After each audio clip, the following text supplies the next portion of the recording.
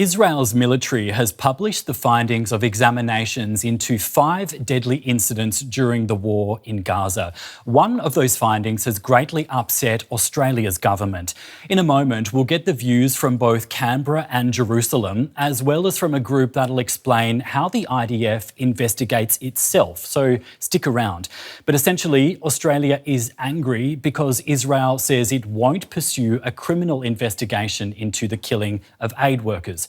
Australian national Zomi Frankcom was among a group of 7 staff from the charity World Central Kitchen who were killed in April 2024 when their aid convoy was hit by Israeli drone strikes.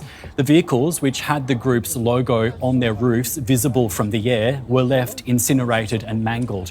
The workers' deaths triggered global outrage over the safety of aid workers in Gaza. Israeli Prime Minister Benjamin Netanyahu previously admitted that the military had unintentionally killed the volunteers. And that's also the central conclusion of the IDF report released on Wednesday. Here's an excerpt.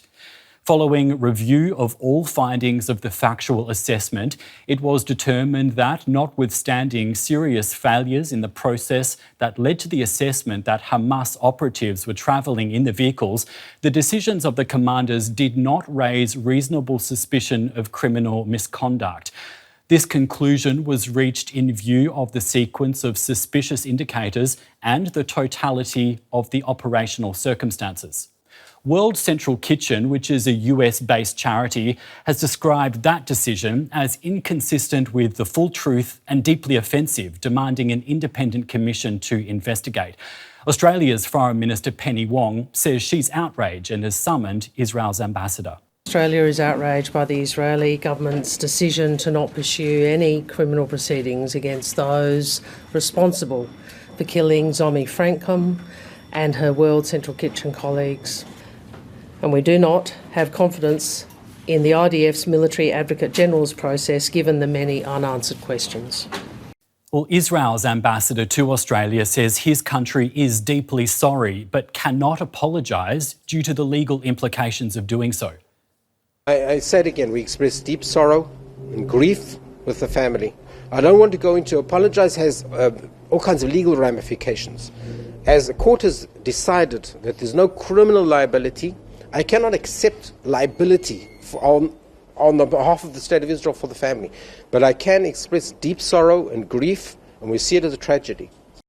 Tom McIlroy is political editor for Guardian Australia and joins us now from Canberra. Thanks so much for joining us, Tom. My pleasure. Thank you for having me. Now, we heard Australia's Foreign Minister Penny Wong saying Australia does not have confidence in the IDF military justice process. That's strong language from a country that's historically been an ally of Israel. How significant or unusual is this kind of statement? It is unusual. I think it is reflective of growing frustration and even anger within the federal government here in Australia with the way that the Israeli government has been acting during the conflict in Gaza. There have been pressures on Labor politically to speak out more about the actions of the Netanyahu government, even for Australia to go further with targeted sanctions and suggestions today that the ambassador be kicked out of Australia. I think it was a quiet anger from Penny Wong, reflective of disappointment, frustration, even stronger than that, that this announcement had happened when it did, and that the outcome from the Israeli Defence Forces is so insufficient for the death of an Australian citizen who was a humanitarian worker. And I think you're referring to the fact that this announcement came shortly, that basically they were not able to inform Zomi Frankcom, this Australian citizen's family, before this report came out. And you've referred to this anger from the Australian government, and one of the victims was an Australian citizen. I just wanted to ask you, Tom, how much pressure the government has been facing domestically over this particular case. There is growing political pressure. Interestingly, it's within the parliament in one sense that minor parties, including our Greens party, have been pressuring Labor to go further. There is criticism from within the government ranks for Labor to do more. However, the coalition, the main opposition bloc in our party, is more closely aligned with the Israeli government. And I think today their criticism has been very muted, I think tellingly muted. But Penny Wong spoke with the Israeli ambassador to Canberra today. She called him into Parliament House, and I'm under no illusions that she was very frustrated and angry in that conversation, and that sentiment has been communicated from Australia's ambassador to Israel as well in the past 24 hours. You've just described, I guess, the varying reactions across the Australian political spectrum and the pressure on the Labor government. What, if anything, can this government do from here? Does it have any realistic diplomatic or legal avenues to pursue? I think the avenues to pursue are quite limited. As I said, there's pressure for more sanctions. I think that's a possibility, but perhaps unlikely. Certainly calls for the ambassador to be kicked out or for some other diplomatic escalation today were not taken up. Penny Wong, the foreign minister, said that she would speak with the family of the murdered Australian aid worker Zomi Frankcom before announcing next steps. I think it's possible that there could be future sanctions considered, political pressure on the Netanyahu government, and perhaps more advocacy from Australia in international forums. One thing that has happened in the past couple of years is Australia's move to recognise Palestinian statehood. I think it's possible that there will be cooperation with international partners like Great Britain, like Canada, going forward, so Australia can continue to use diplomatic and political pressure. I just wanted to ask you, you used the word murder then. Is that the appropriate, from Israel's perspective, is that the appropriate term to use given that it will not pursue criminal charges? I guess not. The assessment of the Israeli Defence Force today was that there was no criminal charges necessary, that this was a terrible incident, that there was confusion about the convoy that Zomi Frankcom, the aid worker, was travelling in. The Australian government is not convinced of that position. However, there were multiple strikes against the convoy. Australia makes the point that the convoy had clearly marked vehicles demonstrating that they were aid workers in the field and that the Israeli authorities knew their travel plans. However, the Israeli ambassador responded today and said that there was confusion because the route and the timing had changed, and they were concerned that Hamas was part of the convoy. Okay, Tom, let's listen again to Foreign Minister Penny Wong. This time she's describing Australian-Israel ties with the backdrop of this incident. We'll come back to you. Well, I think we have an Australian humanitarian worker who was killed, not on the first strike, but in the context of 3 separate strikes on a humanitarian convoy. I mean, obviously this is a difficult time in the relationship. We've made our views clear about this issue. We've made our views clear about other issues. You've seen the Netanyahu government's response to some of those. Tom, Minister Wong saying that relations with Israel are difficult. Last year, Australia's support for the conditional recognition of a Palestinian state drew sharp rebuke from Benjamin Netanyahu. Can you talk us through some of the key moments that have caused these ties to deteriorate as they have? There has been ongoing tension between Netanyahu and Australia's Prime Minister Anthony Albanese since the October 7 attacks by Hamas. The political intervention of some Israeli government ministers in Australian affairs has been more pointed in recent years, including since the anti-Semitic terror attack at Bondi Beach in Sydney last year. And I think there is frustration on both sides that ministers in the respective governments are speaking out about what the other government would consider internal matters. However, the position of Israel has not moderated towards Australia, and it seems like Penny Wong is using quite careful diplomatic language when she says it's a difficult time in the relationship. These two countries are usually very close. I think a more realistic assessment is that they are very strained relations at this time. Now, Tom, Australia is conducting a royal commission into anti-Semitism. This is the nation's highest form of public inquiry, that it was established following the Bondi Beach attacks that you mentioned last year. Can you walk us through what this commission has heard so far about the impact of the war in Gaza on Australian society's attitudes and on Jewish life? The pressure on the government to call the Royal Commission, I think, was twofold. One, there was a horrific loss of life at Bondi Beach, 2 terrorists with guns mowing down Jews celebrating Hanukkah in a public place. But underlying that is tension in the community about anti-Semitism since the October 7th terror attacks in Israel, and indeed what members of the Jewish community and other community leaders would say is a rising sense of anti-Semitism.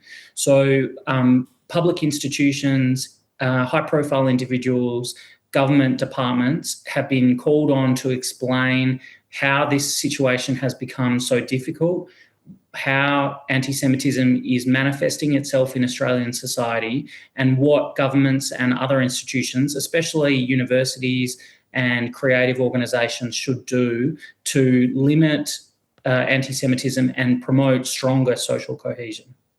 Thanks a lot for that, Tom. We've been speaking to Tom McIlroy, political editor for Guardian Australia in Canberra. Thank you. Thank you.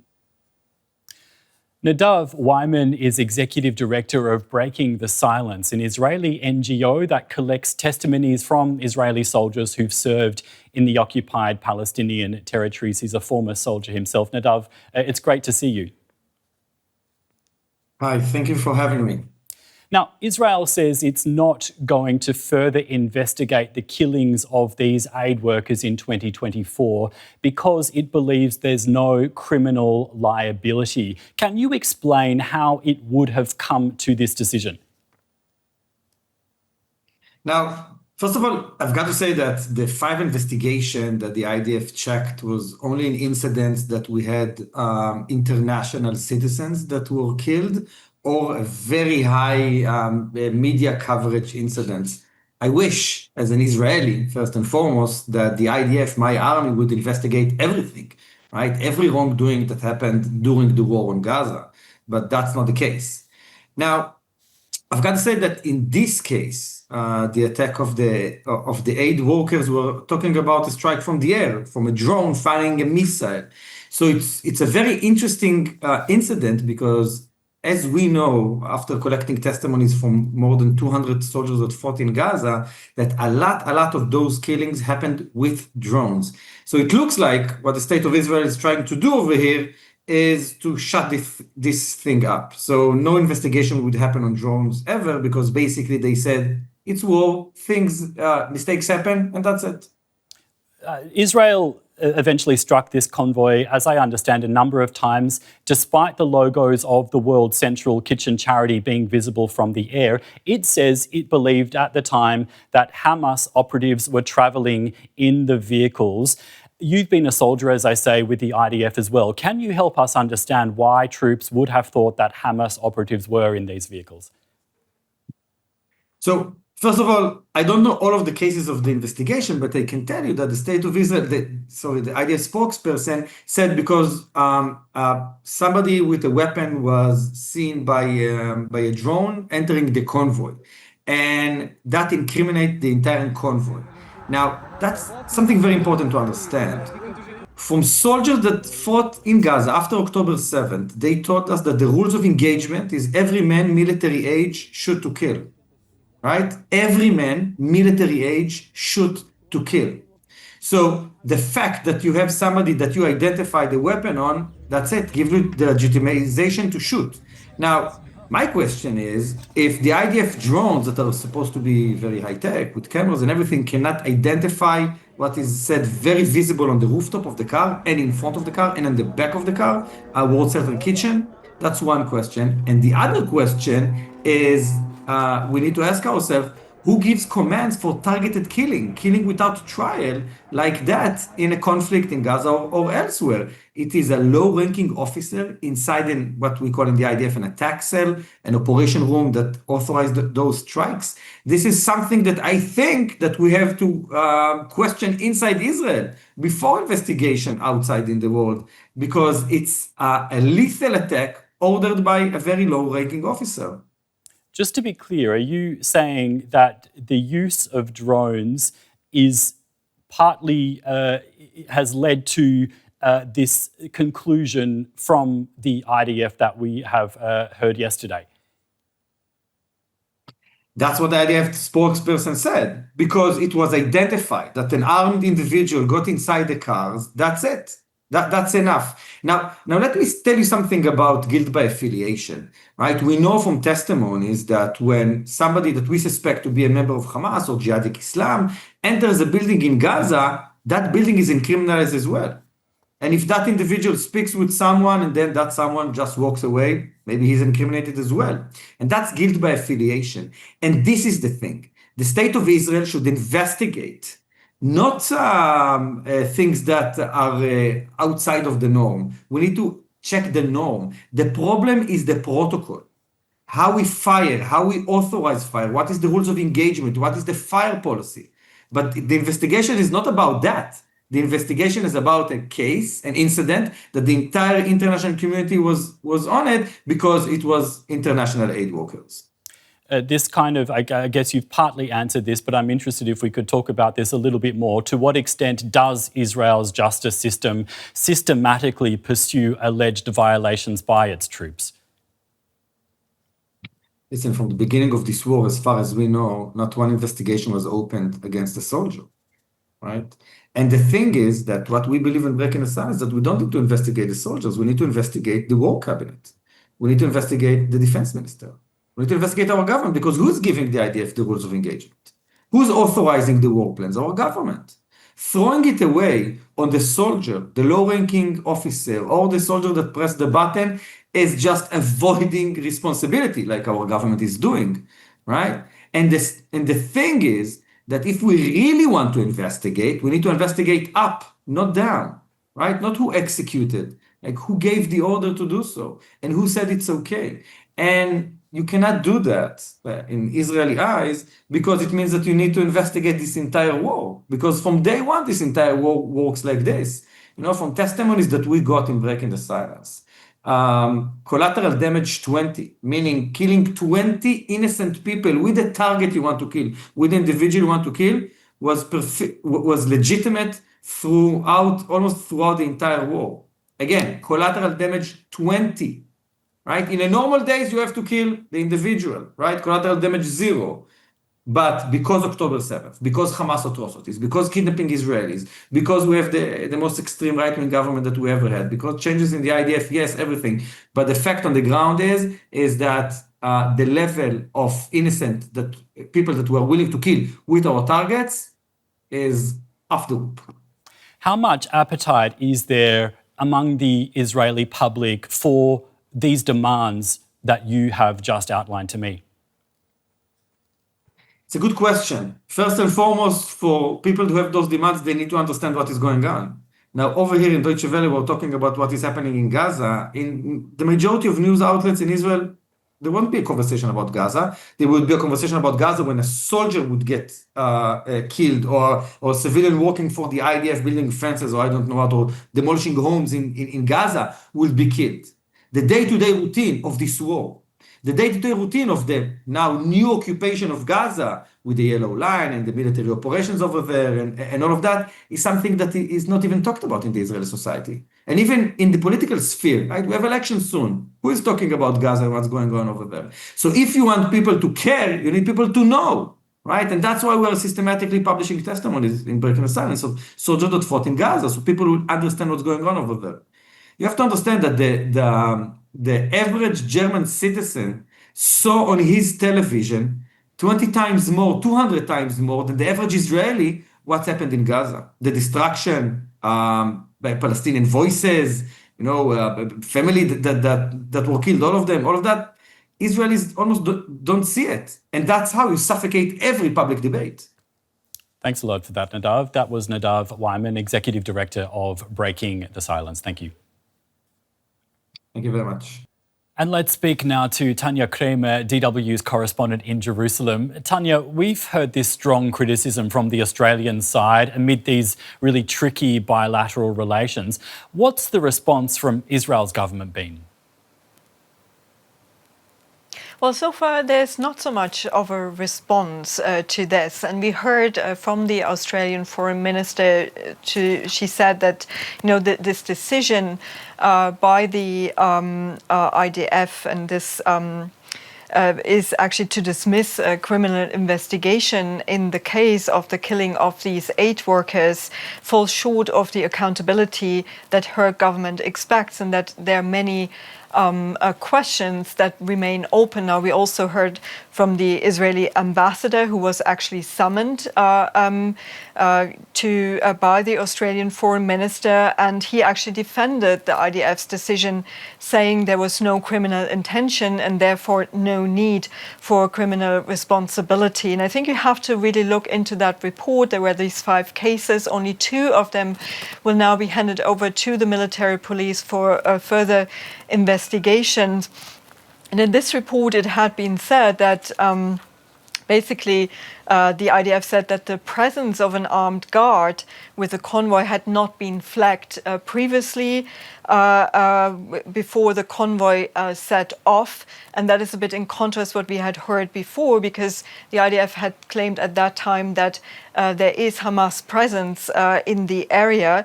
And they also said now that he was falsely identified as a Hamas fighter.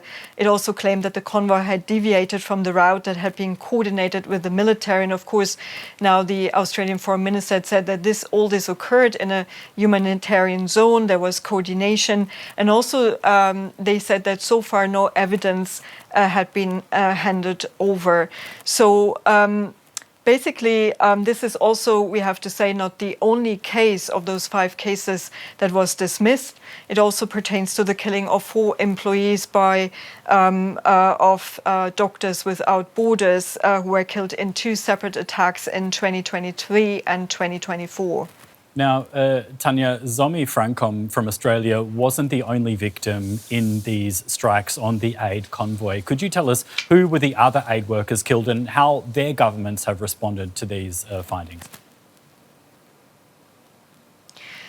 Yeah, we haven't heard yet too many other comments, but I mean, these victims were coming from across the world, working there for World Central Kitchen. They were British, Polish, Australian, Palestinian as well.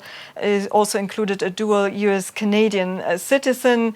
They were working there in different capacities, very experienced aid workers, drivers, security people. And I might just read out the names to you to remind you who was killed there. That is Saif Abu Taha, a Palestinian, Damian Sobol, then Zomi Frankcom, James Henderson, John Chapman, James Kirby, and Jacob Flickinger. Now, the families, obviously, and we heard from one of them, of the Australian aid worker, Zomi Frankcom, they said they were deeply disappointed. And we've heard over the course of the past 2 years, obviously, the families calling for an independent and transparent investigation what happened there. And that also shows, and also what we're hearing from the Australian government, not much faith into this investigation mechanism of the IDF. And human rights groups have said time and time again that the military can't be impartial to basically investigating itself. So for the families, this is certainly a very bitter pill. They will certainly insist on calling for a international and independent investigation what happened on that fateful day, and not just in this case, but all the other cases as well. Thank you so much for that, Tania. That's Tania Krämer, our correspondent in Jerusalem. So it's time for you to weigh in now. Let us know what you think in the comments. As ever, we have a lot more content on Israel's war in Gaza on our channel, so please do subscribe. I'm Jared Reid in Berlin. Thanks for watching.